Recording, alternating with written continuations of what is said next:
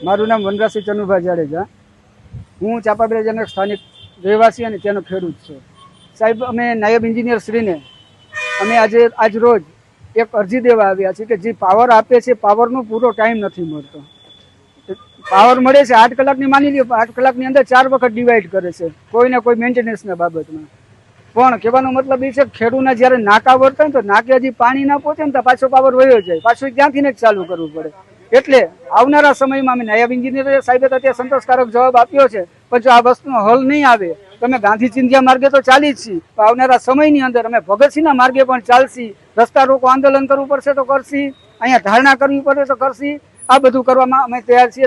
હું તમારા મીડિયાના માધ્યમથી કહેવા માંગુ છું કે આનું ચાપાબેરાજા, વાવબેરાજા અને મસીતિયા ધાર રેજીમાં જે આવે છે ફીડરમાં તે ગામનું છે. એટલે મેન્ટેનન્સ પણ કોઈ પ્રકારનું થયું નથી.